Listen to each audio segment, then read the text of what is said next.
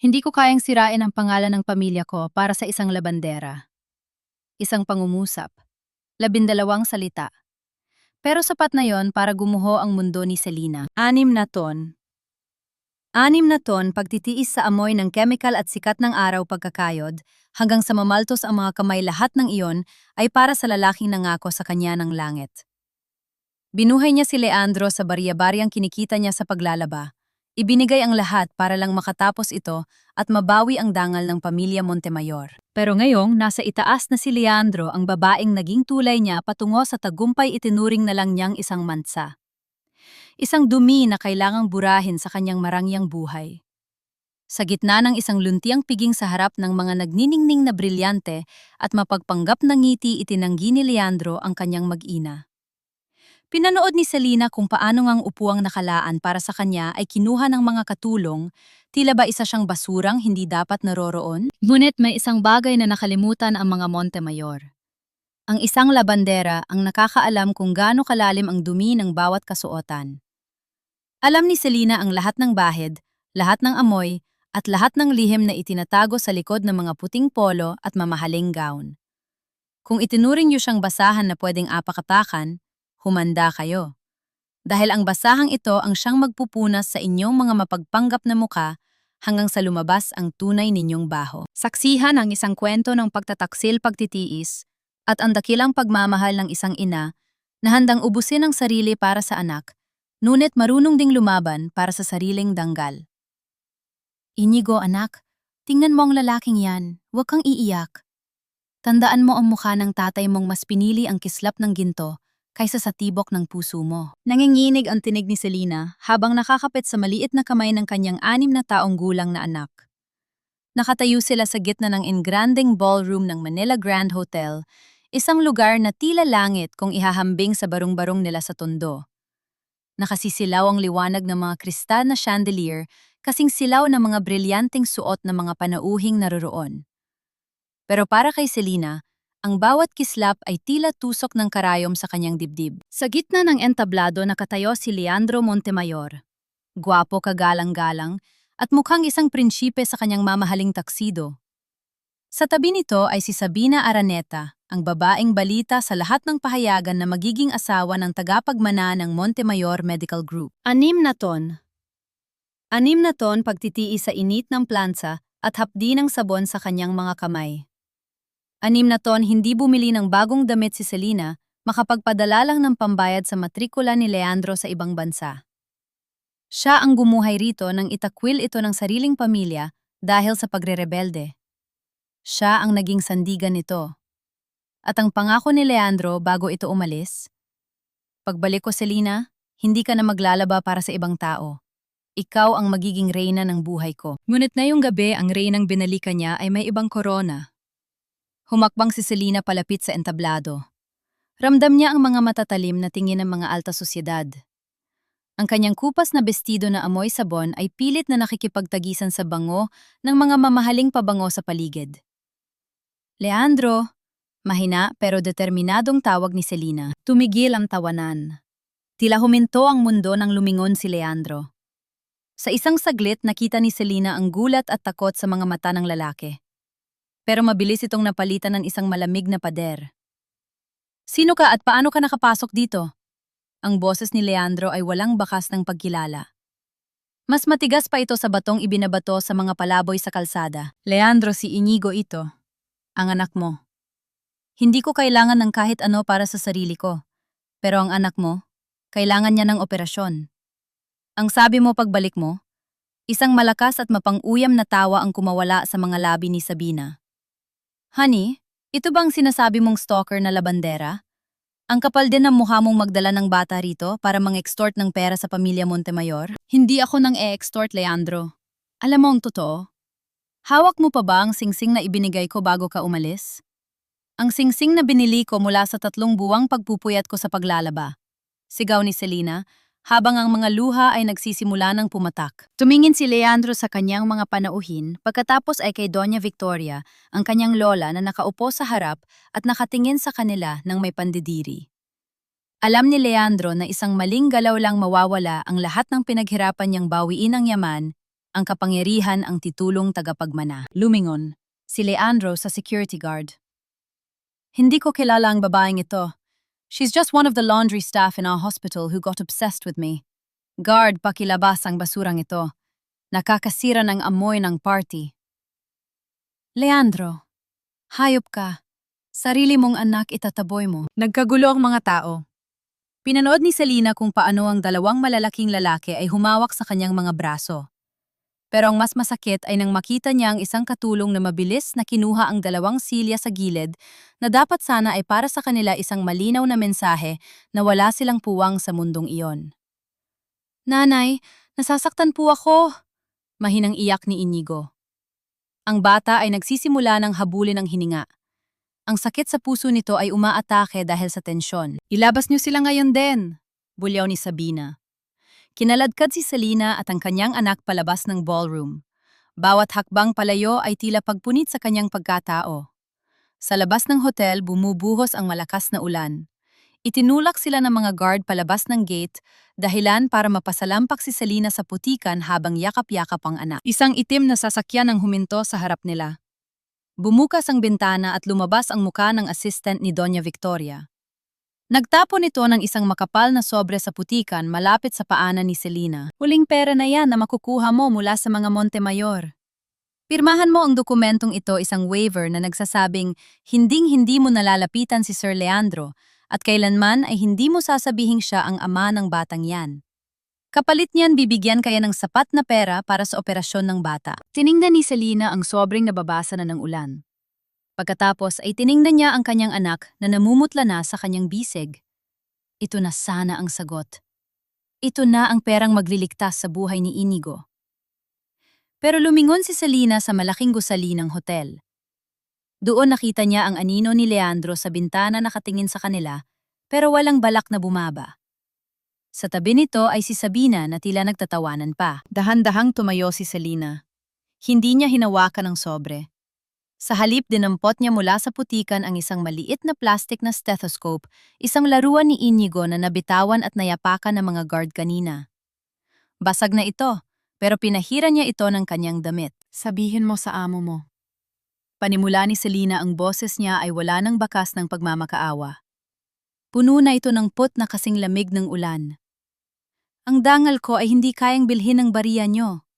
At ang buhay ng anak ko, hindi ko hahayaang madungisan ng perang galing sa isang amang itinuring na kaming patay. Nasisiraan ka na ba ng bait, Selena? Mamatay ang anak mo kapag hindi mo tinanggap ito. Singhal ng assistant. Humarap si Selena sa gate ng mga Montemayor. Mamamatay ang anak ko kung hahayaan ko siyang mabuhay sa ilalim ng inyong kasinungalingan. Sa araw na ito, tinatapos ko na ang Selena na nagmahal kay Leandro. Mula ngayon, ang bawat duming itatago niyo ang bawat mansa ng inyong pagkatao. Ako ang maglalaban niyan sa harap ng buong mundo. Hinding-hindi niyo ako malilimutan. Tinalikuran ni Selena ang warangyang hotel. Binuhat niya ang nanghihinang anak at naglakad sa gitna ng bagyo. Wala siyang pera, wala siyang kakampi, at tila wala ng pag-asa. Ngunit habang naglalakad siya sa madilim na kalsada, naramdaman ni Selena ang isang bagay sa kanyang bulsa. Isang piraso ng papel na nakuha niya mula sa bulsa ng jacket ni Leandro na nilaban niya noong 1 linggo bago ang party, isang lihim na sulat na hindi dapat mabasa ng kahit sino. Huminto si Selena sa ilalim ng isang poste ng ilaw. Binasa niya ang basang papel.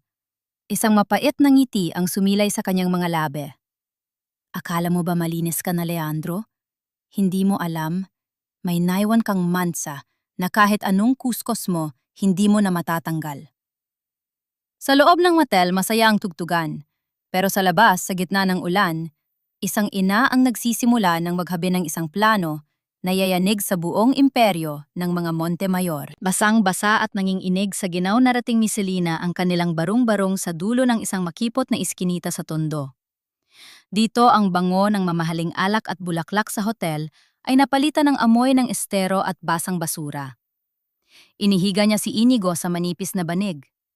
Ang bawat paghinga ng bata ay may kasamang huni, tila isang sirang plauta na pilit na humihingi ng hangin. Nanay, huwag na po kayong umiyak. Mahinang bulong ni Inigo habang hinahaplos ang pisingi ng ina. Okay lang po ako, Hindi ko naman po kailangan ng tatay, basta nandito kayo. Lalong nadurog ang puso ni Selena. Paano naging mas matapang ang isang 6 na taong gulang na bata kaysa sa lalaking binuo na ang pagkatao? Kumuha siya ng maligamgam na tubig at dahan-dahang pinunasan ang katawan ng anak. Na makatulog si Inigo na upo si Selena sa tabi ng munting bintana. Itinaas niya ang kanyang mga kamay sa tapat ng liwanag ng isang aandap-andap na bumbilya. Ang kanyang mga daliri ay kulubot mapuputi at tila naninigas dahil sa buong araw na pagbababad sa tubig at matapang na sabon. Naalala niya ang gabi bago umalis si Leandro patungong Amerika, 6 na taon na ang nakararaan. Hinawakan ni Leandro ang mga kamay na ito. Hinalikan ang bawat daliri. Selena, huwag kang mag-alala. Ang mga kamay na ito na nagpapagod para sa akin balang araw ay wala nang ibang gagawin kundi ang humawak ng mga mamahaling hiyas. Pangako itatago ko ang mga kamay na ito sa loob ng aking mga palad habang buhay. Isang mapait na tawa ang kumawala sa mga labi ni Selena. Ang pangakong iyon ay natunaw na kasabay ng bula ng sabon. Ang mga kamay na pinangako ang aalagaan ay siya ring kamay na itinaboy ng lalaki sa putikan. Hinuha niya mula sa bulsa ang basang papel na nakuha niya sa jacket ni Leandro noong nakaraang linggo. Kahit medyo malabo na ang tinta, dahil sa ulan, nababasa pa rin ang ilang mahahalagang salita. Final Notice, Araneta Holdings, Unpaid Debts. Sa ibaba nito ay may pirma ng isang kilalang bangko. Kumunot ang noo ni Selena. Ang pamilya Araneta ay ang pamilya ni Sabina, ang babaeng ipinagmamalaki ni Leandro, na tagapagligtas ng kanilang ospital. Kung ang mga Araneta ay baon sa utang, ibig sabihin ay hindi sila ang clean slate na inaasahan ng mga Montemayor. Isang malaking kasinungalingan ang kasalang nagaganap. Kinabukasan pumasok pa rin si Selena sa trabaho sa Montemayor Medical Group. Kailangan niya ang sahod. Kailangan niyang makalapit sa mga doktor para sa operasyon ni Inigo. Pagpasok niya sa laundry department, tumigil ang lahat sa paggawa. Ang mga bulungan ay parang mga bubuyog na sumasalubong sa kanya. Balita na sa buong ospital ang nangyari sa party. Ayan na pala ang ambisyosang labandera. Pasarin ni Marites ang kasamahan niyang laging naiinit sa kanya.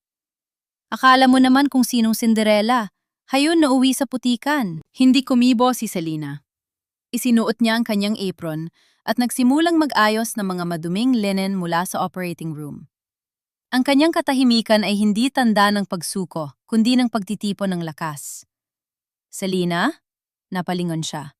Si Dr. Arnel, ang batang cardiologist na tumitingin kay Inigo, ay mabilis na lumapit sa kanya. Bakas ang pag-aalala sa mukha nito. Doc, kumusta po, itatanong ko lang sana kung anong oras ang final check-up ni Inigo para sa operasyon sa Makalawa. Tanong ni Selena, pilit na pinasisigla ang boses. Huminga ng malalim si Dr. Arnel at iniwas ang tingin. Yun nga ang dahilan kaya kita hinanap, Selena. Kaka-receive ko lang ng memo mula sa administration. Ang slot ni Inigo para sa charity surgery program, kinansela. Tila tumigil ang pagtibok ng puso ni Selena. Ano, bakit, Doc, kumpleto ang requirements ko? Ako ang nauna sa listahan. Ang sabi rito, technical error daw sa system. Pero Selena, alam nating dalawa na hindi system ang nag-utos nito. May pirma ito ng Head of Finance at ng kaisa-isang apo ni Doña Victoria. Mahinang paliwanag ng doktor. Si Leandro, angel ni Selena. Pinapatay niya ang sarili niyang anak. Hindi lang yon. Inilipat ang slot ni Inigo sa isang pasyente na galing sa foundation ni Sabina Araneta. Wala akong magawa, Selena. Board of Directors ang nag-approve. Binitawan ni Selena ang hawak niyang puting kumot. Ang kanyang mga mata na dati ay puno ng luha, na yon ay naglalaboy na ng apoy. Hindi na ito tungkol sa pag-ibig. Ito ay tungkol na sa buhay ng kanyang anak. Paalis na sana si Selena para harapin si Leandro nang biglang bumukas ang pinto ng laundry department.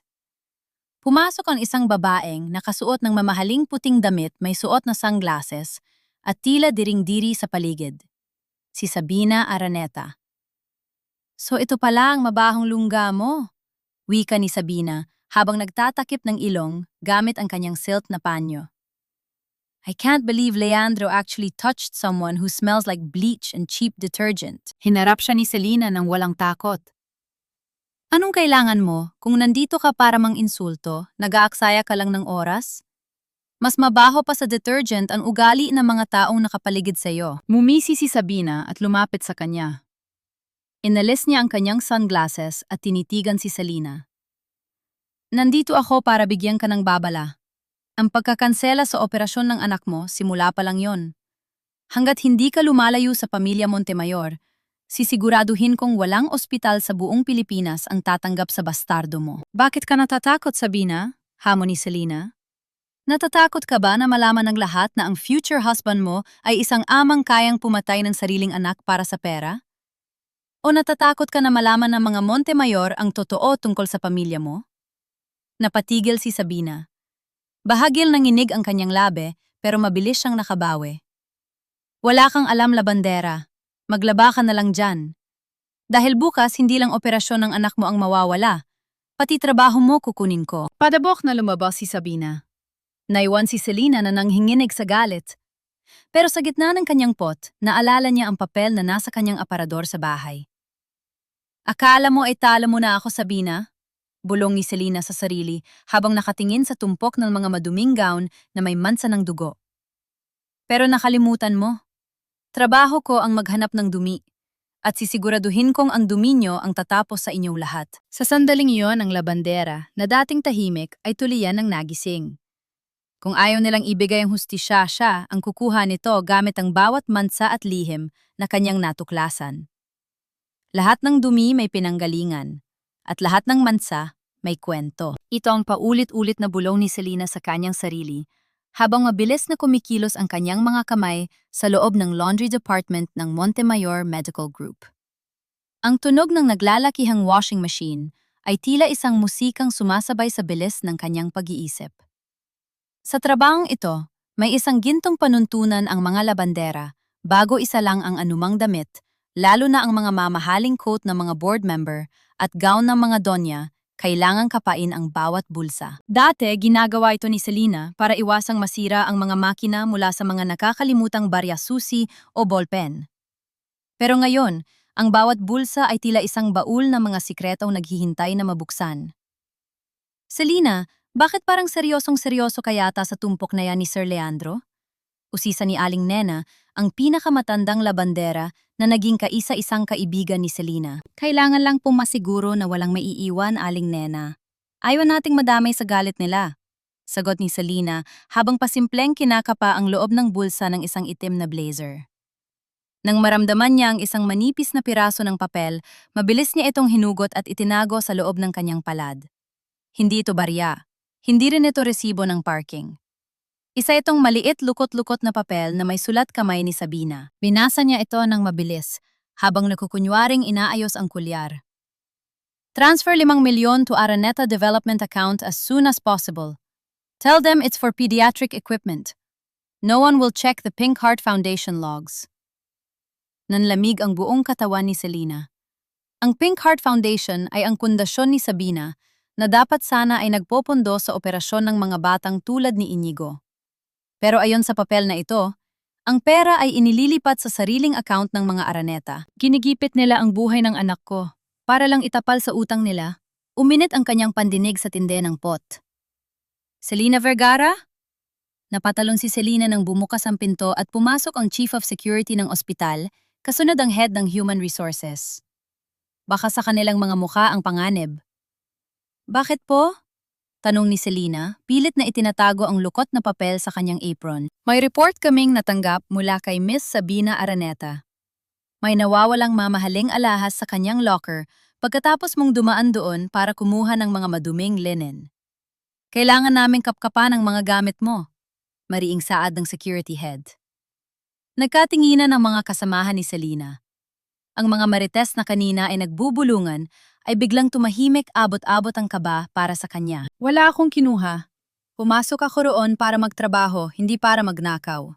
Matapang na sagot ni Selena. Huwag ka nang magmalinis, isang hamak na labandera ka lang na naghahangad ng yaman na hindi sayo. Sigaw ng HR head. Buksan ang locker mo ngayon din. Pilit na binuksan ng mga guard ang locker ni Selena. Itinapon nila sa sahig ang kanyang lumang bag, ang baunan ni Inigo, at ang maliit na stethoscope na laruan ng kanyang anak. At doon mula sa loob ng kanyang sapatos, ay gumulong ang isang nagniningning na diamond brooch. Singhap ang namayani sa buong silid.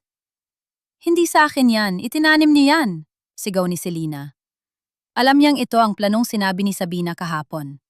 Sisirain siya nito hanggang sa wala na siyang mapuntahan. Maliwanag na ebidensya ito, Selena. Magnanakaw ka na, ambisyosa ka pa? Wika ng security head habang pilit na pinipusasan ang kanyang mga kamay. Teka, hindi niyo pwedeng gawin ito. Paano ang anak ko? May sakit ang anak ko. Pagmamakaawa ni Selena habang kinakaladkad siya palabas. Sa hallway ng ospital, nakatayo si Sabina Araneta kasama si Leandro.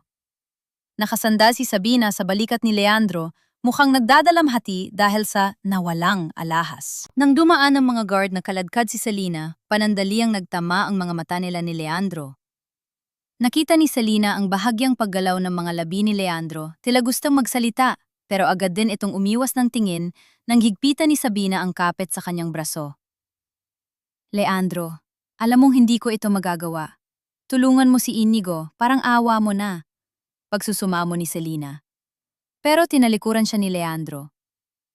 Guard, bilisan nyo. Nakakaabala sa mga pasyente ang ingay ng babaeng yan. Isinakay si Selena sa loob ng mobile ng pulis. Pero bago pa maisara ang pinto, may isang kamay na humawak dito. Si Aling Nena. Mabilis na isiniksik ng matanda ang isang maliit na notebook sa kamay ni Selena. Ang notebook mo, Selena. Huwag mong bibitawan. Nandyan ang lahat ng listahan ng mga nakita mo sa bulsa. Bulong ni Aling Nena bago siya itaboy ng mga pulis. Habang umaandar ang sasakyan palayo sa ospital, niyakap ni Selena ang maliit na notebook sa kanyang dibdib. Sa loob nito nakatala ang bawat barya, bawat resibo, at bawat mansang nakita niya sa mga damit ng mga Montemayor at Araneta sa loob ng 6 na taon. Naisip niya si Inigo na naiwang mag-isa sa kanilang barong-barong. Sino ang magpapakain dito? Sino ang titingin sa kanya kapag inatake siya ng sakit sa puso? Ang pot ni Selena ay tuluyan na naging lason na dumadaloy sa kanyang mga ugat. Hindi na siya ang Selena na marunong magpatawad. Kung ang turing nila sa kanya ay dumi, sisiguraduhin niyang siya ang mansang hinding-hindi nila mabubura sa kanilang pangalan. Magpakasaya muna kayo, Sabina, Leandro. Bulong ni Selena habang nakatingin sa labas ng rehas ng mobile. Dahil ang bawat lihim na nakuha ko sa inyong mga bulsa, ang siyang hihila sa inyo pababa sa impyerno. Sa gitna ng kanyang kawalan ng pag-asa, isang bagong determinasyon ang sumiklab. Ang labandera ay hindi lang maglalabas siya ang maglilinis ng lahat ng dumi ng kanilang lipunan, kahit ang kapalit ay ang kanyang sariling kalayaan. Ang ingay ng mga rehas na bakal na itinulak ng pulis ay tila isang hatol na nagpabagsak sa huling pag-asa ni Selena. Sa loob ng madilim at mabaho na selda ng presinto, napasalampak siya sa semento. Hindi niya nararamdaman ang lamig.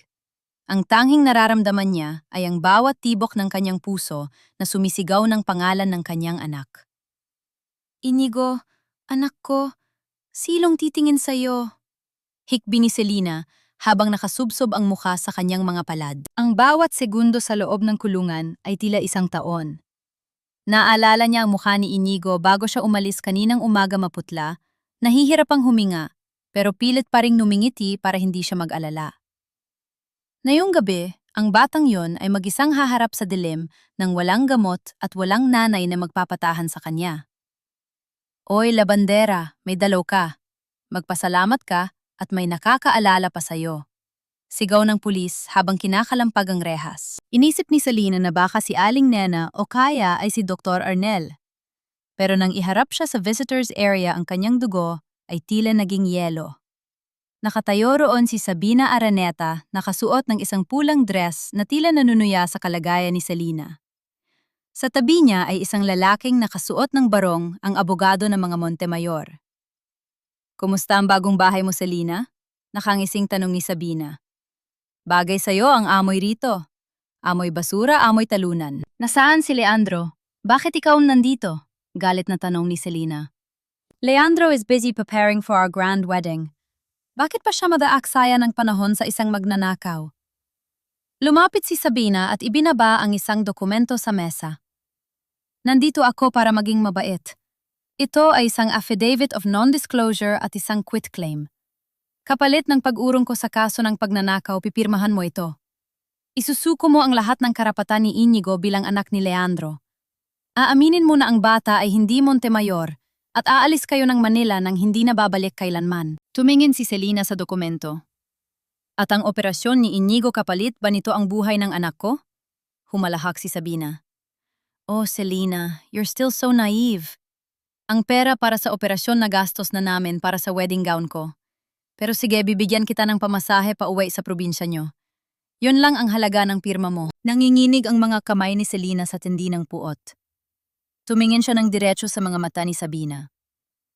Hindi ko ipagpapalit ang katotohanan sa isang pirasong papel na galing sa isang mandarambong na tulad mo. Mandarambong. Nanliit ang mga mata ni Sabina. Alam ko ang tungkol sa Araneta Development. Alam ko na ang perang dapat ay para sa mga batang may sakit sa puso ay ginagamit nyo para itapal sa utang ng pamilya mo. Nakita ko ang mga sulat, Sabina. Nakita ko ang mga lihim sa bulsa ni Leandro na hindi mo magawang linisin, sigaw ni Selina. Isang malakas na sampal ang dumapo sa pisini ni Selina. Manahimik ka, isang hamak na labandera ka lang, walang maniniwala sa'yo. Marahil ay walang maniniwala ngayon, wika ni Selina habang pinapahiran ang dugo sa kanyang labi. Pero ang bawat mansang nakita ko, hinding-hindi nyo mabubura sa konsensya nyo. At kapag lumabas ako rito, titiyakin kong mararamdaman nyo ang hapdi ng bawat sabon na ginamit ko sa loob ng 6 na taon. Hindi ka na makakalabas dito, Selina. Sisiguraduhin kong mabubulo ka rito hanggang sa malimutan mo na pati ang muka ng anak mo. Banta ni Sabina bago nagmartsa palabas ng presento. Binalik si Selina sa selda. Sa kanyang sulok niyakap niya ang notebook na ibinigay ni Aling Nena. Ito na lang ang tanging sandata niya. Sinuri niya ang mga pahina, mga listahan ng pet sa pangalan at mga detalye ng mga gamit na nakita niya. Biglang narinig ni Selina ang pag-uusap ng mga pulis sa labas. Pero may tumawag mula sa tondo. Isang bata raw ang natagpuang walang malay sa isang barong-barong.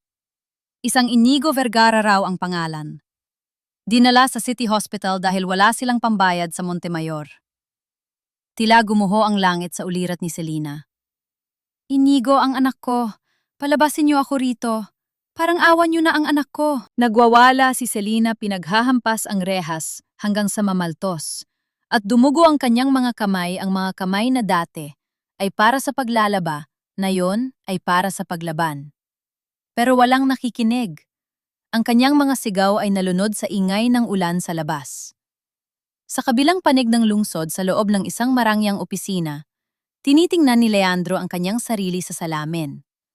Pero sa likod ng kanyang mamahaling tuksido, tila may isang mansa na hindi niya maalis-alis sa kanyang dibdib. Hindi niya alam sa loob ng selda ang babaeng itinuring niyang dumi ay nagsisimula ng maging isang bagyo. At ang bagyong ito ang sisira sa lahat ng kanyang itinatagong kasinungalingan. Ang bawat patak ng tubig mula sa tumutulong bubong ng presinto ay tila tunog ng isang orasan na nagbibilang ng natitirang sandali ng buhay ni Inigo. Sa loob ng madilim na selda, hindi na sumisigaw si Selina. Wala na siyang boses. Ang kanyang lalamunan ay mahapdi na at ang kanyang mga kamao ay sugatan na sa kapapalo sa rehas. Nakasandal siya sa malamig na pader, nakatingala sa maliit na rehas na bintana kung saan aninag ang madilim na langit ng Maynila. Diyos ko, kunin niyo na ang lahat sa akin. Kunin niyo na ang dangal ko, ang kalayaan ko, pati ang huling hininga ko. Huwag lang ang anak ko. Bulong ni Selina. Ang kanyang mga luha ay tuyo na napalitan ng isang guhit ng dumi at hapdi sa kanyang pisingi. Naalala niya ang bawat gabi na kinalong niya si Inigo habang kumakanta ng tila isang oyayi sa gitna ng ingay ng tundo. Naalala niya kung paanong ang maliit na bata ay laging humahalik sa kanyang mga kamay na amoy sabon, sasabihing, "Nanay, ang banggo-banggo niyo po! Amoy malinis!" Ngayon ang batang iyon ay nakahiga sa isang masikip na ward ng City Hospital, isang pampublikong ospital na kulang sa gamit, kulang sa doktor, at puno ng mga pasyenteng naghihintay na lang ng himala. Ibang-iba sa Montemayor Medical Group na tila isang palasyo, kung saan ang bawat pasilyo ay mabango at ang bawat kwarto ay malamig. Ang mahirap, walang karapatang magkasakit mapait na naisip ni Selina. Dahil sa mundong ito, ang hustisya at ang buhay ay binibili. "Vergara, tumayo ka riyan, may bisita ka," ukaw ng pulis. Inasahan ni Selina na babalik si Sabina para uli siyang dusaeng o baka ang abogado ni Leandro para pilitin siyang pumirma. Pero nang makita niya ang taong nakatayo sa labas, bahagyang gumaan ang kanyang dibdib. Si Dr. Arnel. Nakasuot pa rin ito ng kanyang white coat, pagod ang mga mata, at may bitbit na maliit na bag. Dok, si Inigo, kumusta ang anak ko? Agad na tanong ni Selina. Halos madapa siya habang lumalapit sa rehas. Huminga ng malalim si Dr. Arnel. Nandun ako sa City Hospital kanina, Selina. Stable na siya pero hindi ito magtatagal. Ang puso niya, pagod na. Kailangan niyang operasyon sa loob ng 48 oras. Kung hindi, baka hindi na niya kayanin ang susunod na atake. Napahawak si Selina sa kanyang dibdib. Paano, Dok? Wala akong pera. Nakakulong ako. Itinakwil kami ng sarili niyang ama. Iyan ang dahilan kung bakit ako nandito. Seryosong wika ni Dr. Arnel. Selina, alam ko ang totoo. Nakita ko ang notebook na iniwan mo sa laundry bago ka kinuha ng mga pulis iyong kinuha ni Aling Nena. Ibinigay niya sa akin bago siya pilit na pinag-resign ng management. Nanlaki ang mga mata ni Selina. Nasa inyo ang notebook? Oh, at Selina, ang mga nakasulat doon ang mga resibo ng Araneta Development na nakuha mo sa bulsa ni Leandro. Malaking ebidensya yon.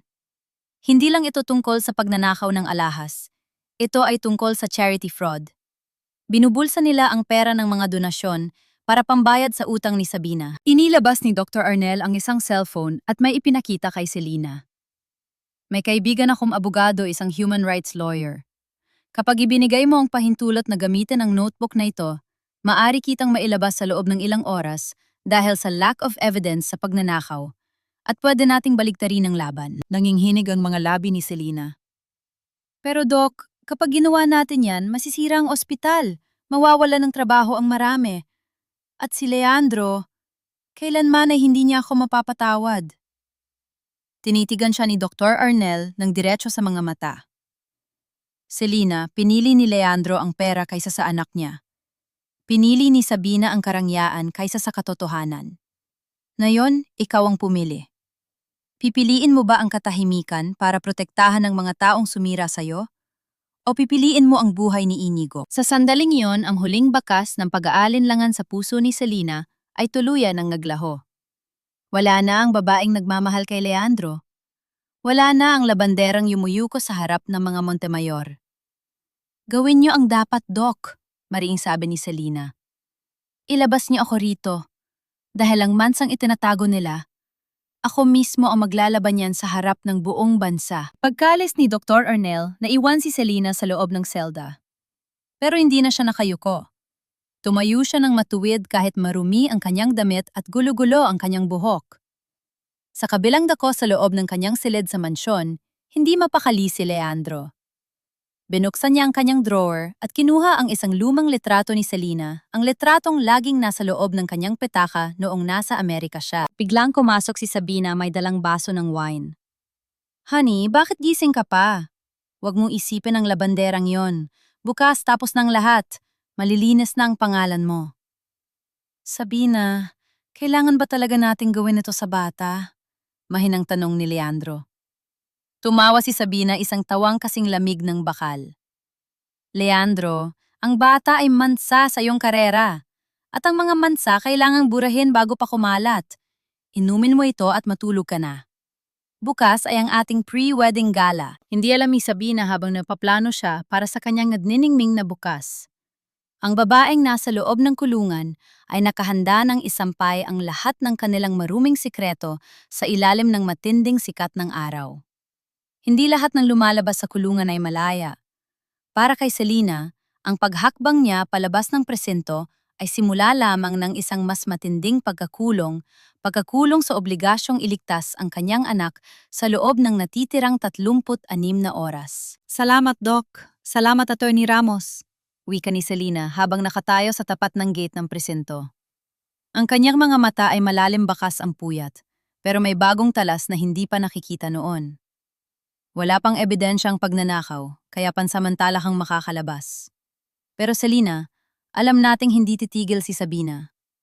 Gagamitin niya ang lahat ng koneksyon niya para baligtarin tayo, paalala ni Attorney Ramos. Hayaan niyo siyang sumubok, sagot ni Selina.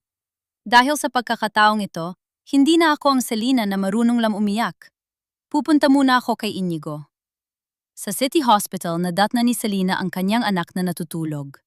Ang maliit na dibdib nito ay mabilis na tumataas bumababa, tila nakikipagkarera sa kamatayan.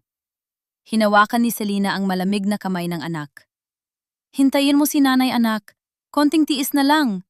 Lalaban ni nanay ang lahat ng mansang humaharang sa buhay mo.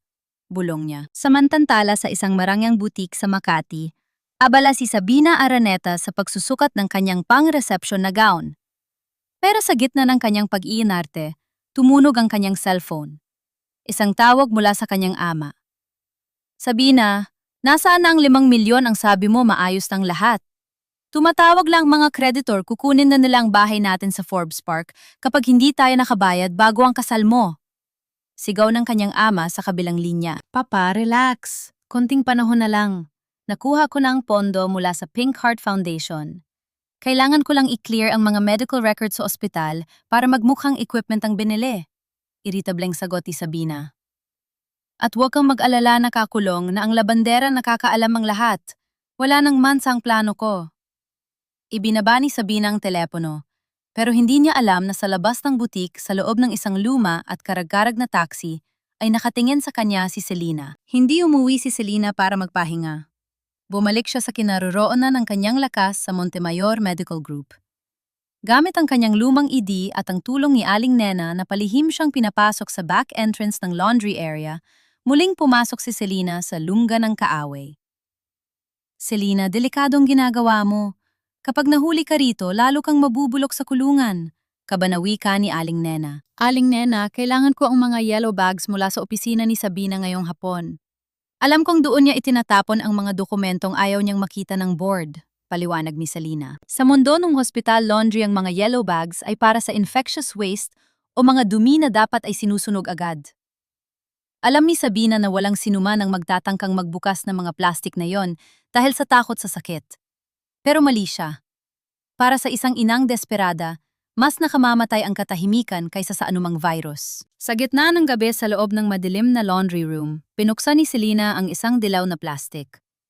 Ang amoy ng chemical at bulok na gamit ay sumuntok sa kanyang ilong pero hindi siya huminto. Naghalongkat siya hanggang sa makita niya ang kanyang hinahanap. Isang makapal na folder na may tatak na Pink Heart Foundation Patient Denials. Binuksan niya ito at nanlamig ang kanyang mga kamay. Nakita niya ang mga pangalan ng mga batang tinanggihan ng operasyon, kabilang si Inigo dahil wala na raw pondo. Pero sa likod ng bawat denial form ay may nakalakip na resibo ng transfer sa Araneta Development. At ang pinakamasakit sa lahat, nakita niya ang isang papel na may pirma ni Leandro, isang utos na nagpapatunay na alam niya ang paglilipat ng pondo. Ang lalaking minahal niya ay sadyang pinirmahan ng hatol ng kamatayan sa sarili nilang anak kapalit ng financial stability ng kanyang magiging asawa. Peke ka, Sabina. Peke ang yaman nyo, peke ang puso nyo. Bulong ni Selena habang nanginghinig ang kanyang buong katawan. At ikaw, Leandro, mas masahol ka pa sa dumi na nilalaban ko araw-araw. Biglang bumukas ang ilaw sa laundry room. Sabi ko na nga ba hindi ka basta-basta susuko, Selena? Napatayo si Selena. Sa pintuan nakatayo si Sabina Araneta. May hawak na baril at isang mapanuyang niiti. Sa likod niya ay si Leandro, na halatang gulat na makita si Selena sa ganoong kalagayan. Nahanap mo nga ang ebidensya, wika ni Sabina habang dahan-dahang lumalapit. Pero sa tingin mo ba hahayaan kitang makalabas dito ng buhay? Tumingin si Selena kay Leandro. Leandro, tingnan mo ito. Pinirmahan mo ang pumatay sa anak mo. Ganito na ba kababa ang halaga ng buhay ni Inigo sa iyo? Napatingin si Leandro sa folder na hawak ni Selena. Anong sinasabi mo? Ang sabi ni Sabina, ililipat lang ang pondo para sa bagong ICU equipment. Equipment, Leandro? Ang equipment na yon ay ang pambayad sa utang ng mga Araneta, sigaw ni Selena. Shut up! Sigaw ni Sabina, sabay kasa ng baril. Leandro, huwag kang makinig sa kanya. Magnanakaw siya, di ba? Sinisira niya tayo dahil desperada siyang makuha ka uli. Pero bago pa man makakilos si Sabina, isang malakas na tunog ng sirena ng pulis ang narinig sa labas ng ospital. Paano? Gulat na tanong ni Sabina. Ngumiti si Selena, isang ngiting puno ng pait at tagumpay. Nakalimutan mo yata, Sabina. Bago ako pumasok dito, naka-on na ang live stream ng cellphone ko na nakatago sa gilid. Napanood ng libo-libong tao ang pag-amin mo. Nanlaki ang mga mata ni Sabina. Lumingon siya sa sulok at nakita ang isang cellphone na nakatayo ang pulang ilaw ng live ay kumukurap-kurap. Hayop ka! Susugod sana si Sabina, pero mabilis siyang nahawakan ni Leandro. Sabina, tama na, sigaw ni Leandro. Ano ba itong ginawa natin? Sa sandaling yon, ang maskara ng Peking Donya ay tuluyan ang nalaglag. Pero para kay Selena, hindi pa ito ang katapusan.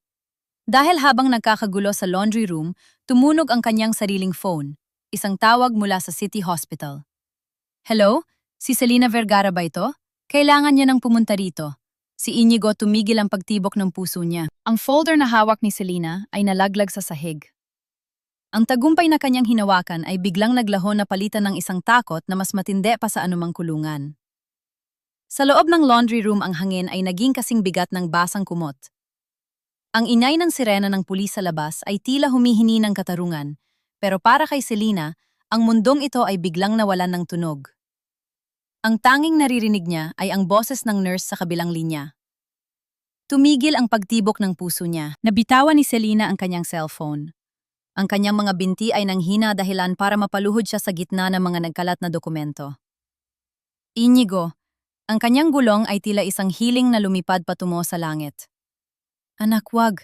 Wag mo iwan si nanay. Selena, susubukan sana siyang lapitan ni Leandro pero hinarangan siya ni Sabina. Leandro, huwag pulis nga sa labas. Kailangan nating ayusin ang tungkol sa live stream na yan. Sigaw ni Sabina, ang kanyang muka ay balot na ng takot at galit. Hayaan mo ang babaeng yan. Kasalanan niya ito. Tumingala si Selena. Ang kanyang mga mata na dati ay puno ng pag-ibig para kay Leandro, na yon ay puno na ng purong kaputan. Tumayo siya kahit nanginginig ang kanyang buong katawan. Hindi niya pinansin ang baril ni Sabina. Hindi niya pinansin ang gulo sa paligid. Leandro, ang boses ni Selena ay malamig pa sa bangkay. Nakuha mo na ang gusto mo. Nakuha mo na ang posisyon, ang yaman, at ang pangalang Montemayor. Pero ang kapalit niyan ay ang dugo ng anak mo. Selena, hindi ko alam na aabot sa ganito. Ang sabi ni Sabina, stable ang bata. Pilit na pagdadahilan ni Leandro, ang kanyang boses ay nanginginig. Hindi mo alam? Isang mapait na tawa ang kumawala kay Selena. Dinampot niya ang folder na nalaglag sa sahig at isinampal ito sa dibdib ni Leandro. Basahin mo!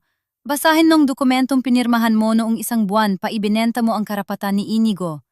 Pinirmahan mo ang pagtalikod sa kanya para lang hindi ka itakwil ng lola mo. Dahan-dahang binuksan ni Leandro ang folder. Doon nakita niya ang isang affidavit of absolute waiver. Nakasaad doon na kapalit ng pagpapanatili sa kanya bilang tagapagmana, kinikilala niya na ang batang si Inigo Vergara ay hindi niya anak at walang anumang kaugnayan sa pamilya Montemayor. Pinirmahan mo ito, Leandro. Habang pinaplano ko ang selebrasyon ng pagbabalik mo, habang naglalaba ako ng mga damit mo para magmukha kang kagalang-galang, pinapatay mo na ang pag-asa ng anak natin, sumbat ni Selena. Napaluhod si Leandro habang hawak ang papel. Ang katotohanan ay tila isang malakas na sampal na gumising sa kanyang hiram na katinuan. Diyos ko, anong nagawa ko? Bulong ni Leandro. Wala kang nagawa, Leandro. Iyon ang problema. Hinayaan mong kainin ka ng ambisyon mo hanggang sa maging anino ka na lang ng isang tunay na lalaki. Wika ni Selena. Tinalikuran niya ang dalawa at tumakbo palabas ng laundry room, hindi pinapansin ng mga pulis na papasok na sa gusali. Kailangan niyang makarating sa City Hospital. Wala siyang pakialam kung maaresto siya uli. Wala siyang pakialam kung mamatay siya sa daan. Ang kailangan niya ay ang kanyang anak. Pagdating sa ospital, ang amoy ng luma at siksikang ward ang sumalubong sa kanya. Nakita niya si Dr. Arnel na pawis katatapos lang gumamit ng defibrillator. Ang mga nurse ay nakapaligid sa kama ni Inigo. Dok, ang anak ko! Hiyaw ni Selena. Napalingon si Dr. Arnel. Ang kanyang mga mata ay puno ng lungkot. Nabalik namin ang pintig niya, Selena, pero mahina na, sobrang hina. He's fighting but his heart is giving up. Naluhod si Selena sa tabi ng kama ni Inigo. Ang bata ay punong-puno ng mga tubo. Ang dati nitong makulay na mukha ay kasing puti na ng papel. Inigo, si nanay ito. Nandito na si nanay, anak. Hindi na tayo aalis. hindi na tayo babalik sa ospital na yon. Pangako anak, lalaban tayo. Hikbi ni Selena habang hinahalikan ang maliliit na daliri ng anak. Maya-maya narinig yung malalakas na hakbang sa hallway. Si Leandro. Hingal na hingal ito, ang tuksido niya ay gulo-gulo na malayo sa imahe ng isang makapangyarihang tagapagmana. Selena, Inigo. Lumapit si Leandro, susubukan sanang hawakan ng bata. Huwag mong hahawakan ang anak ko. Sigaw ni Selena, sapat na para mapalingon ang ibang mga pasyente. Wala kang karapatan. Hindi ba't pinirmahan mo na ang waiver? Hindi mo siya anak. Isa lang siyang mansa sa pangalan mo, di ba? Magbabayad ako, Selena. Ililipat natin siya sa pinakamagandang ICU. Gagamitin ko ang lahat ng koneksyon ko. Desperadong wika ni Leandro habang inilalabas ang kanyang checkbook. Tumayo si Selena at hinarap ang lalaking minahal niya ng 6 na taon. Ang pera mo, Leandro, ay amoy dugo. Amoy kasinungalingan. Akala mo ba mabibili mo ang buhay na ikaw mismo ang tumapos umalis ka rito? Bago ko malimutang naging tao ka sa paningin ko, umalis ka na. Pero Selena, sabi na umalis ka. Sa sandaling yon, pumasok ang mga pulis sa ward. Leandro Montemayor, kailangan mo kaming samahan sa presinto para sa investigasyon ng charity fraud at illegal possession of firearms ni Ms. Sabina Araneta. Kasama ka sa warrant. Tiningnan ni Leandro si Selena, pagkatapos ay ang kanyang anak na nag-aagaw buhay. Nakita niya ang bawat mansa sa kanyang sariling budhi na hindi na kailanman malalabhan ng kahit anong yaman. Habang pinupusasan siya ng mga pulis, tanging ang iyak ni Selena ang kanyang naririnig. Sa loob ng tahimik na ward sa gitna ng tunog ng mga makina, hinawakan ni Selena ang kamay ni Inigo. Anak, huwag kang matakot. Kahit talikuran tayo ng buong mundo, kahit wala tayong pera, hinding-hindi ka tatalikuran ni nanay. Nanay will wash away the pain, anak. Nanay will wash it all away. Ang gabi ay tila walang katapusan. Pero sa gitna ng kadiliman, isang lihim na pangako ang nabuo sa puso ng isang ina. Kung ang mga Montemayor ang sumira sa kanilang buhay, sisiguraduhin niyang sa pagbangon ni Inigo, wala nang matitirang kahit isang mansa ng kanilang kapangyarihan. Ang umaga sa City Hospital ay hindi nagdala ng sikat ng araw, kundi ng amoy ng luma at basang semento. Pero para kay Selena, ang bawat paghina ni Inigo, gaano man ito kahina, ay sapat na dahilan para bumangon. Ang livestream kagabi ay naging mitsa ng isang malaking iskandalo. Pero alam ni Selena na ang mga Montemayor ay parang mansa ng langis, mahirap tanggalin at madulas kapag hinahawakan. Selena, kailangan mo mag-ingat. Bungad ni Dr. Arnel habang dala ang isang basong kape. Nakakalaya si Leandro dahil sa piyansa. At si Sabina, ginagamit ng pamilya niya ang lahat ng koneksyon para palabasin na hacked ang livestream at fake news ang mga dokumentong nakuha mo. Numisi si Selena isang meeting, walang bahid ng takot. Inaasahan ko na yan, Doc. Ang dumi kapag pilit mong itinago, lalong bumabaho. At ako, alam ko kung saan nakatago ang pinakamazong bahagya ng ospital na yon. Dahil sa tulong ni Dr. Arnel at ni Aling Nena, palihim na bumalik si Selena sa Montemayor Medical Group. Hindi siya dumaan sa main entrance. Suot ang kanyang lumang uniforme at isang face mask, pumasok siya sa loading dock ng laundry department, ang mundo kung saan siya ay invisible. Selena, akala namin na hindi ka nababalik. Bulong ni Aling Nena sabay hila sa kanya sa likod ng malalaking washing machine. Hindi lang si Aling Nena ang nandoon. Naroon din sina Teresita Merly at iba pang mga labandera na matagal nang nantitiis sa mababang pasahod at masamang trato ng management. Mga kasama, kailangan ko ang tulong nyo. Seryosong wika ni Selena. Alam nyo ang bawat bulsa ng mga doktor at administrator?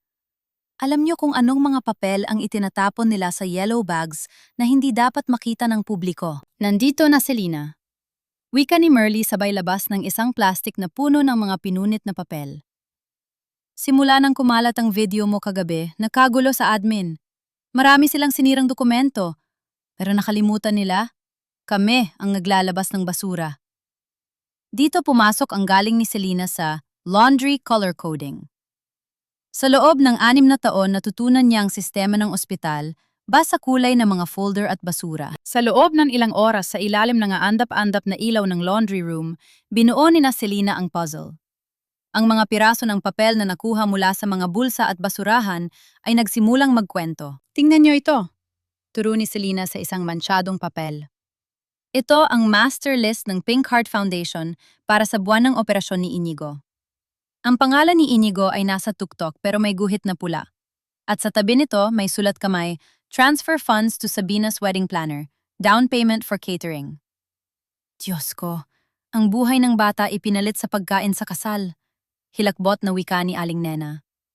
Hindi lang yan, dagdag ni Selena, habang binubuksan ang isang itim na ledger na itinago ni Aling Nena mula sa opisina ng finance. Narito ang listahan ng 30 bata na namatay sa loob ng 2 taon dahil sa kawalan ng pondo. Pero sa parehong mga petsa, may mga wire transfer patungo sa mga kumpanya ng pamilya Araneta. Ang mga kababayhang itinuring na mababang uri ay naging mga sundalo ng katotohanan. Ang bawat mansang nakita nila sa mga puting polo ng mga direktor ay hindi lang basta dumi, ito ay ebidensya ng krimen. Selena, may paparating, babala ni Merly. Mabilis na itinago ni Selena ang mga dokumento sa loob ng isang malaking basket ng maruming kumot. Pumasok ang Chief of Security, kasunod ang ilang tauhan. Nasaan si Selena Vergara? May report na nakita siyang pumasok dito. Sigaw ng security chief. Tumayo si Aling Nena at hinarap ang opisyal. Wala rito si Selena. Kita nyo namang abala kami sa pagtatrabaho. O baka gusto nyong kayong maglaban ng 50 basket na ito? Habang naghanap ang mga guard dahan-dahang, itinulap ni Merly ang basket kung saan nakatago si Selena patungo sa cargo elevator. Sa loob ng basket, yakap-yakap ni Selena ang mga ebidensya. Ramdam niya ang bigat na mga dokumento, kasing bigat na hustisyang matagal nang ipinagkait. Nang makalabas siya sa likod ng ospital, sinalubong siya ni Dr. Arnel. Nakuha mo ba? Tanong ng doktor. Inilabas ni Selena ang isang red folder na may nakasulat na Inigo Vergara, Priority Case Rejected. Sa loob nito, hindi lang ang pangalan ng anak niyang nandoon. Nandoon ang buong listahan ng mga biktima ng karangyaan ni Leandro at Sabina. Hindi lang si Inigo ang ipinaglaban ko rito, Doc. Wika ni Selena, ang boses niya ay kasing tibay ng bakal. Ipinaglalaban ko ang lahat ng inang nawala ng anak dahil sa kanilang kasakiman. Hawak ko na ang leeg nila. Anong susunod mong hakbang? Tumingin si Selena sa malaking karatula ng Montemayor Medical Group. Bukas ang grand gala nila. Ang gabi kung saan balak nilang linisin ang kanilang pangalan. Doon ko isasampay ang lahat ng maruming labada nila sa harap ng buong mundo. Isang cliffhanger ang namayani sa kanyang pag-alis, nakatanggap siya ng text mula sa isang hindi kilalang numero. Alam namin ang hawak mo, Selena. Kung gusto mong mabuhay ang anak mo hanggang bukas, sunugin mo ang red folder. O baka gusto mong makita kung paano namin lilinisin ang City Hospital. Napatigil si Selena. Ang kanyang kaaway ay hindi lang basta mansa sila, ay mga halimaw na handang sunugin ang lahat para lang manatiling maputi ang kanilang kasuotan. Pero hindi nila alam, ang isang labandera ay hindi natatakot sa apoy, dahil doon pinapakuluan ang pinakamaruming damit.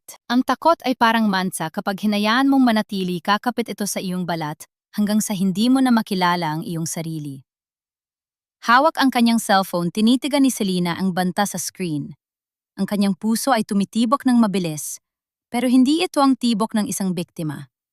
Ito ang tibok ng isang inang handang pumatay para sa kanyang anak. Doc, kailangan nating bantayan si Inigo. Susubukan nilang linisin ang ospital na ito. Wika ni Selena, ang boses niya ay kasing lamig ng bakal. Huwag kang mag-alala, Selena.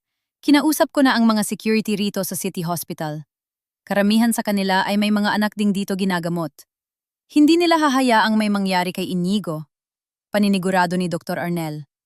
Pero ang gala, bukas na yon. Sigurado ka ba sa gagawin mo kapag nabigo tayo, hindi lang ikaw ang mapapahamak? Tiningnan ni Selena ang kanyang mga kamay. Puno ito ng mga sugat-galos at marka ng matapang na sabon. Doc, sa loob ng 6 na taon, ang mga kamay na ito ang naglinis ng bawat dumi ni Leandro. Ngayon, ang mga kamay na ito ang maglalantad sa tunay niyang amoy. Samantala sa mansyon ng mga Montemayor, ang kapaligiran ay balot ng tensyon. Ang Grand Gala ay dapat na maging rebranding ng ospital matapos ang iskandalo, pero si Sabina ay tila isang tigre na nakakulong sa hawla. Nahanap niyo na ba siya? Bakit hindi niya makuha ang red folder? Sigaw ni Sabina sa kanyang mga tauhan. Isang hamak na labandera lang yon, paanong nakakatakas siya sa inyo? Sabina, tama na. Mahinang wika ni Leandro na kapapasok lang sa kwarto. Ang dami na nating nagawang mali. Siguro ito nang panahon para ayusin ang lahat. Ibigay natin ang pondo sa bata, iligtas natin si Inigo. Isang mapait na tawa ang kumawala kay Sabina. Iligtas ang bata, Leandro, nakalimutan mo na ba? Ikaw ang kumirma sa waiver? Ikaw ang nagpabaya sa kanya? Kung babagsak ako, sisiguraduhin kong kasama ka sa putikan. Huwag kang magmalinis dahil ikaw ang pinakamalaking mansa sa kwentong ito. Napatigil si Leandro. Ang bawat salita ni Sabina ay tila isang hagupit sa kanyang budhi. Tinalikuran niya si Sabina at naglakad patungo sa kanyang opisina. Ngunit pagbukas niya ng pinto, isang bagay ang nagpatingkad sa kanyang paningin. Sa ibabaw ng kanyang mesa sa gitna ng mga mamahaling papeles, ay may nakapatong na isang puting-puting nurse's uniform, malinis, plansado at amoy sabon. Isang unipormeng pamilyar sa kanya. Sa ibabaw nito ay may isang maliit na note. Ang mga mansa ay hindi nawawala sa simpleng pagtatago. Sa gabing ito, ang katotohanan ay lulutang kasing puti ng unipormeng ito. Huwag kang kukurap, Leandro. Nanginig ang mga kamay ni Leandro. Alam niyang si Selena ang nagpadala nito. Paano ito nakarating sa loob ng kanyang opisina? Napagtanto niya na ang mga invisible na tao sa kanyang paligid, ang mga katulong, ang mga driver, ang mga labandera, ay hindi na sa kanya tapat. Ang imperyong itinayo niya sa kasinungalingan ay nagsisimula ng gumuho mula sa loob. Kinabukasan ang gabi ng Grand Gala.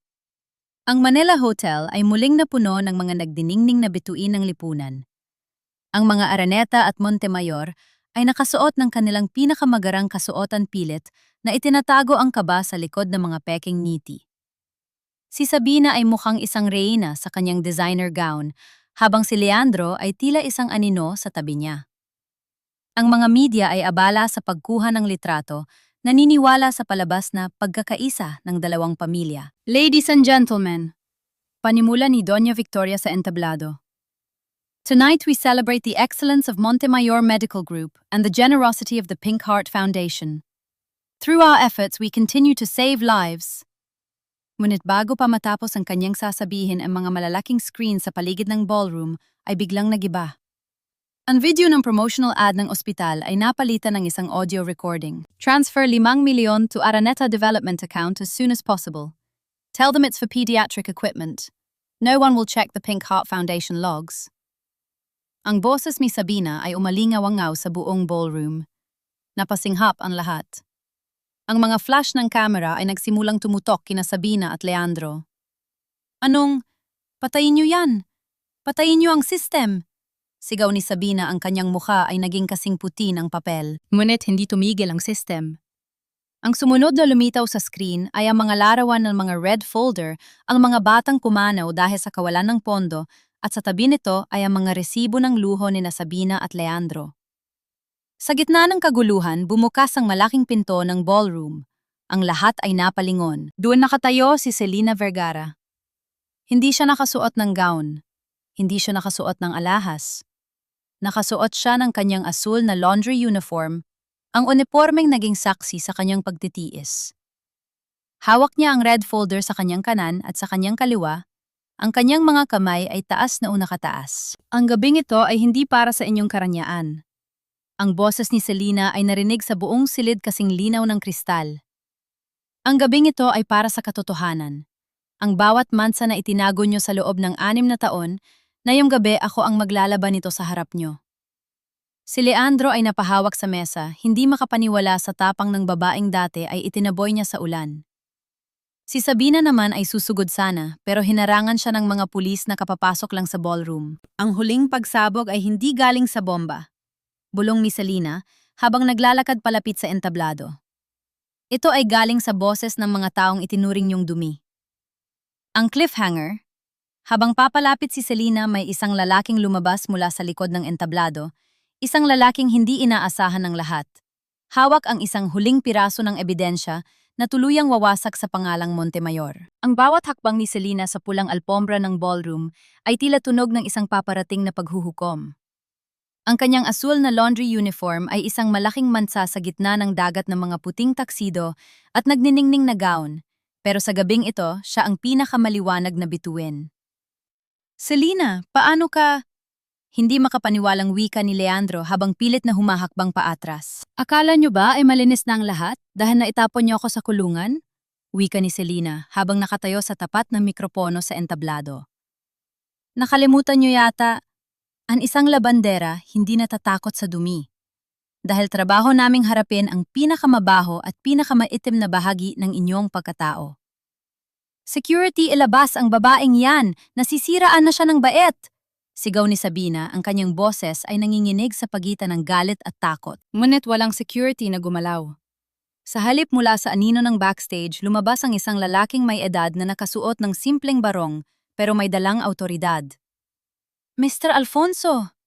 Gulat na wika ni Doña Victoria. Si Mr. Alfonso ang dating chief accountant ng pamilya Montemayor na biglang nag-resign at nawala nung nakaraang taon. Ang lahat ay naniwala na nagretiro na siya sa probinsya. Pero ang totoo siya ay itinago ni Sabina at Leandro matapos niya matuklasan ang unang bahid ng kanilang korupsyon. Magandang gabi, Doña Victoria, wika ni Mr. Alfonso. Nandito ako para ibalik ang isang bagay na pilit na nilaban ng iyong apo. Ibinigay ni Mr. Alfonso kay Selena ang isang brown envelope. Binuksan ito ni Selena at itinaas ang isang dokumento sa harap ng mga kamera. Ito, panimula ni Selena, ang orihinal na DNA results ni Inigo 6 na taon nang nakararaan. At ito naman ang kopya ng waiver na pinirmahan ni Leandro noong 1 buwan. Nagkagulo ang mga reporter. Ang mga flash ng kamera ay tila kidlat na tumatama sa mukha ni Leandro at Sabina. Hindi lang basta pondo ang kinuha nyo. Sigaw ni Selena, ang kanyang boses ay umalingaw-ngaw sa bawat sulok ng ballroom. Kinuha nyo ang karapatan ng isang bata na mabuhay. Sabina, ginamit mo ang Pink Heart Foundation para magnakaw. At ikaw, Leandro, pinirmahan mo ang kamatayan ng sarili mong dugo kapalit ng upuang kinalalagyan mo ngayon. Peke ang mga yan. Sinisiraan nyo lang kami. Hiyaw ni Sabina. Susugod sana siya kay Selena para agawin ang papel, pero mabilis siyang nahawakan ni Dr. Arnel na umakyat din sa entablado. Hindi peke ang katotohanan, Sabina, wika ni Dr. Arnel. Ang bawat yellow bag na itinapon nyo, ang bawat dokumentong pinunit niya sa laundry area ay binuo namin. Hawak na ng NBI ang digital logs ng bank transfers mo patungo sa Araneta Development. Sa sandaling iyon, ang malaking screen sa ballroom ay nagpakita ng isang live footage. Hindi ito mula sa ballroom. Ito ay mula sa City Hospital. Nakita ng lahat si Inigo, isang batang payat maputla at nakikipaglaban para sa kanyang huling hininga. Sa tabi niya ay ang mga gamit na amoy sabon, ang tanging yaman na naibigay ng kanyang ina. Tingnan niyo ang batang yan. Turo ni Selena sa screen, ang kanyang mga luha ay tuluyan ng umagos. Yan ang batang itinanggi nyo. Yan ang batang tinawag nyo na mansa habang nagsasaya kayo rito. Habang umiinom kayo ng mamahaling wine, ang batang yan ay namamatay dahil sa kasakiman nyo. Napayuko si Leandro. Ang kanyang mga tuhod ay nanghina at napaluhod siya sa gitna ng entablado. Selena, patawarin mo ako. Inigo, ang tawad ay para sa mga pagkakamali, Leandro. Pero ang ginawa nyo, ito ay krimen, mariing sabi ni Selena. Humarap si Selena kay Doña Victoria, ang matandang reyna ng mga Montemayor, na tila tumanda ng 10 taon sa loob ng ilang minuto. Doña Victoria, ang danggal ng inyong pamilya ay matagal nang nadungisan. Hindi ko kailangan ng inyong pera. Ang kailangan ko ay ang hustisya para sa anak ko at para sa lahat ng batang ninakawan nyo ng pag-asa. Biglang pumasok ang mga operatiba ng NBI at pulis sa ballroom. Sabina Araneta at Leandro Montemayor, kailangan nyo kaming samahan. You are under arrest for plunder, charity fraud, and falsification of public documents. Habang pinupusasan si Sabina, nagwala ito. Hinding-hindi ka magtatagumpay, Selena. Isang labandera ka lang. Babalik ka rin sa putikan. Tumingin si Selena kay Sabina ng may kalmado at malalim na dignidad. Maaring bumalik ako sa putikan, Sabina. Pero ang putik sa aking mga kamay ay dumilang ng trabaho. Ang dumi sa inyong mga kamay, kahit anong kuskus nyo, hinding-hindi na matatanggal. Habang inilalabas ang mga suspect, tumakbo si Selena palabas ng hotel. Wala na siyang pakialam sa mga kamera. Wala na siyang pakialam sa tagumpay. Ang tanging nasa isip niya ay ang kanyang anak. Dok, si Inigo, sigaw ni Selena, habang sumasakay sa taxi kasama si Dr. Arnel. Pumunta na tayo, Selena. May mabuting balita. Wika ni Dr. Arnel habang nakatingin sa kanyang cellphone. Dahil sa live stream, isang hindi kilalang donor ang nagbayad ng buong operasyon ni Inigo sa isang pribadong ospital. At ang pinakamagaling na surgeon sa bansa ay on the way na para operahan siya. Napayak si Selena sa tuwa. Ngunit ang cliffhanger, sa gitna ng kanilang pagmamadali isang sasakyan, ang biglang humarang sa kanilang taxi. Isang itim na van. Bumukas ang pinto ng van at lumabas ang mga tauhan ng pamilya Araneta, ang mga cleaners na huling alas ni Sabina, para masigurong hindi makakarating si Selena sa ospital. Ang mansa! Wika ng isang lalaking may hawak na bakal, ay dapat talagang burahin ng tuluyan. Napatigil ang puso ni Selena. Ang laban para sa katarungan ay tapos na, pero ang laban para sa buhay ay kasisimula pa lang. Ang kalsada patungo sa City Hospital ay naging isang madilim na bitag. Sa ilalim ng aandap-andap na ilaw ng poste, pinalibutan ng dalawang itim na van ang taxi ni Selena. Lumabas ang apat na lalaking may hawak na bakal, at kahoy ang kanilang mga mukha ay balot ng itim na tela. Lumabas kayo riyan kung ayaw niyong masunog sa loob ng kotseng yan, sigaw ng isa sa mga lalaki. Nanginginig ang taxi driver sa takot, pero si Selena ay hindi natinag. Mahigpit niyang yakap ang kanyang asul na laundry uniform na naging baluti niya sa buong gabi. Selena, huwag kang lalabas. Tatawag ako ng backup. Bulong ni Dr. Arnel habang mabilis na pumipindot sa kanyang cellphone. Dok, wala na tayong oras. Namamatay ang anak ko, mariing sabi ni Selena. Binuksan niya ang pinto ng taxi bago pa siya mapigilan ng doktor. Lumabas si Selena at hinarap ang mga tauhan ng mga Araneta. Ang kanyang buhok ay gulo-gulo. Ang kanyang uniforme ay may mansanang luha at putik. Pero ang kanyang tindig ay kasing tibay ng isang muog. Ano pa ang gusto nyo? Hamon ni Selena. Nakuha niya na ang lahat. Nakakulong na ang amo nyo. Ano pa ang balak nyo linisin? Ang utos ni Miss Sabina, kailangan mawala ang mansa. Wika ng lalaki habang itinataas ang bakal. At ikaw ang mansang yon. Susugod na sana ang lalaki nang biglang mapuno ng ingay ng mga busina ang kalsada. Mula sa likod, isang armada ng mga motor jeepney at mga luma at karag-karag na delivery van ang dumating. Sila ang mga invisible na tao ng Maynila, ang mga kasamahan ni Selena sa laundry, ang mga driver ng ospital, ang mga tindera sa palengke na nakapanood ng kanyang livestream. Subukan niyo siyang saktan at kaming lahat ang makakalaban niyo. Sigaw ni Aling Nena na nakasakay sa isang tricycle may hawak na malaking sandok. Nagulat ang mga cleaners. Hindi nila inakala na ang isang hamak na labandera ay may ganitong karaming kakampi. Sa takot na ma-lynch ng dumaraming tao, mabilis na nagsitakas ang mga tauhan ni Sabina, iniwan ang kanilang mga van sa gitna ng kalsada. Selena, halika na, ihahatid ka namin, sigaw ng isang jeepney driver. Sa tulong ng kanyang mga kasamahan, nakarating si Selena sa ospital sa loob ng 10 minuto. Sa tapat ng operating room, nadatna niya ang isang matandang babaeng nakaupo sa bench, nakayuko at umiiyak. Si Doña Victoria Montemayor. Bakit kayo nandito? Malamig na tanong ni Selena. Tuminggala ang matanda. Ang kanyang mga mata ay puno ng pagsisisi. Nalaman ko ang lahat, Selena. Ang ginawa ni Leandro, agkasama ang ginawa ni Sabina, patawarin mo ako. Masyado akong naging bulag sa pangalan ng pamilya. Ako ang nagbayad ng operasyon. Ako ang nagpatawag sa surgeon.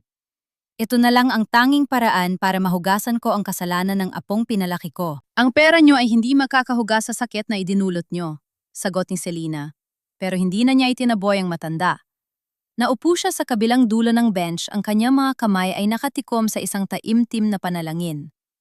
Lumipas ang 5 oras. Ang bawat tik-tak ng orasan ay tila isang hapdi sa kanyang dibdib. Hanggang sa bumukas ang pinto ng OR at lumabas ang surgeon. Dr. Arnel, Selena, tawag ng surgeon habang tinatanggal ang kanyang mask. Doc, ang anak ko. Halos hindi makahinga si Selena sa kaba. Isang matamis na ngiti ang sumilay sa surgeon. The surgery was a success. Napakatapang ng puso ng anak mo, Selena. Katulad ng kanyang ina, hindi siya sumuko. Napasigaw sa tuwa si Selena bago tuluyang napaluhod sa sahig, humahagulgol ng pasasalamat. Ang bawat mansa ng hirap at sakit ay tila nahugasan na ng kanyang mga luha ng kagalakan. Samantala sa loob ng selda, nakaupo si Leandro. Wala na ang kanyang taksido, suot na niya ang orange na uniporme ng mga bilanggo. Nabalitaan niya ang tagumpay ng operasyon mula sa kanyang abogado. Napangiti siya nang may pait ang anak na itinanggi niya ay nabuhay, pero ang buhay na pinili niya ay tuluyan ng namatay. Si Sabina naman ay nagwawala sa kabilang selda. Pilit na isinisigaw ang kanyang kapangyarihan na wala nang nakikinig. Ang kanyang mga kuko na dati ay may mamahaling nail polish ay sira-sira na, at ang kanyang balat ay unti-unti nang nadudumihan ng realidad ng kulungan. Isang linggo ang lumipas. Dito ang mga mahihirap na ina ay binibigyan ni Selena ng trabaho at danggal. Hindi na sila basta labandera lang. Sila ang mga tagalinis ng lipunan. Nanantingnan niyo po ang puti-puti na ng damit ko, sigaw ni Inigo, habang tumatakbo patungo kay Selena. Mapula na ang pisngi ng bata masigla at may suot na maliit na stethoscope, isang tunay hindi na laruan. Yinakap ni Selena ang kanyang anak. Tumingin siya sa malayo kung saan aninag ang gusali ng Montemayor Medical Group na ngayon ay nasa ilalim na ng bagong pamunuan ni Dr. Arnel at ng isang board of trustees. Wala na ang poot sa puso ni Selena. Ang mansanang nakaraan ay hindi na niya binura sa halip. Ginawa niya itong bahagi ng kanyang kwento, isang paalala na ang tunay na kalinisan ay hindi nakikita sa puti ng damit, kundi sa linis ng puso at katibayan ng paninindigan. Ang bawat dumi, Inigo, ay kayang laban, bulong ni Selena habang hinahalikan ang noo ng anak. Pero ang dangal kapag nawala yon, ang hinding-hindi na maibabalik. Sa huling sandali ng kwento, isang pamilyar na anino ang nakatayo sa labas ng gate. Si Leandro, na pansamantalang nakalabas para sa isang hearing, ay nakatingin sa kanila mula sa malayo. Hindi siya lumapit. Alam niyang wala na siyang puwang sa malinis na buhay ni Selena. Tinalikuran siya ni Selena at pumasok sa loob ng kanyang shop, dala ang kanyang anak at ang kanyang bagong nahanap na kapayapaan.